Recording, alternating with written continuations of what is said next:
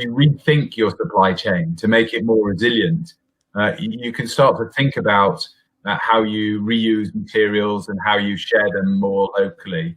And we've seen a lot of that activity starting to happen, but through the advice that we give to some of the larger businesses that are out there. I think there was a great piece of data coming out of the US not long ago, before the pandemic, that suggested that 67% of businesses were thinking about a circular economy strategy.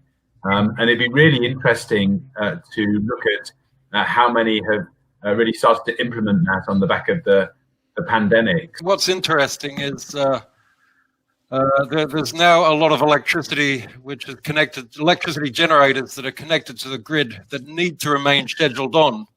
They can't turn off their operations. Solar farms are an example. Nuclear is also an example, and wind farms are an example.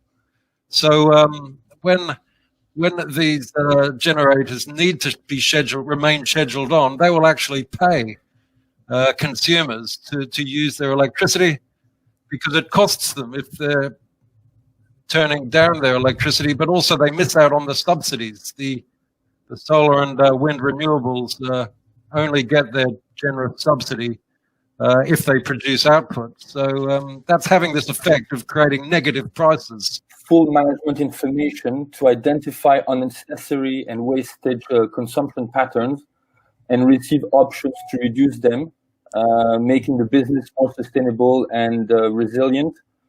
And we basically charge a monthly membership fee of about £30 a month, which can deliver up to 30% of saving. So all our members see a clear ROI in the first year, and their carbon reduction directly, because 1 kilowatt equals 0.5 kilogram of CO2 emissions. That's the approach that the Oak Network takes. No, we know the problem. We know there is a linearity in the supply chain. And there is a huge need towards the circular economy. But there is a significant lack of micro level data at the industry level, at the at the processing level. What are the reasons for those waste? That is lacking. Second, there is disjointed collaborative network, and there is a huge gap between the governance and the practical implementation.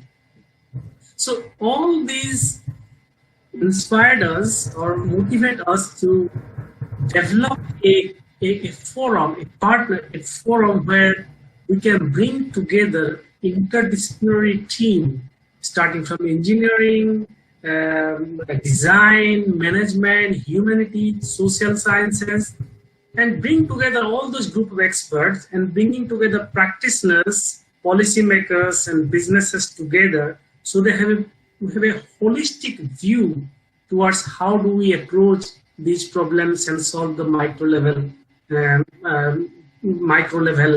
elements, right? Employed in hotels, in airlines, say for example, gas electricians, those would be put through some more training, and those can be employed into this retrofit industry to do gas engineers, to become electricians, and those employees can be retrained so that they can go back into the employment on this scheme. Obviously, in Western societies, edible insects are still a bit of a niche market, but the market is expanding fast. We've seen, recently uptake of vegetarianism and veganism, and we also found that those who are vegan and vegetarian, primarily on environmental grounds, are also open to the idea of eating insects. And also, because they're so nutritional, the nutritional benefits are widely recognized. And so they are used in sport nutrition, for the food supplements. So there's a lot of opportunities.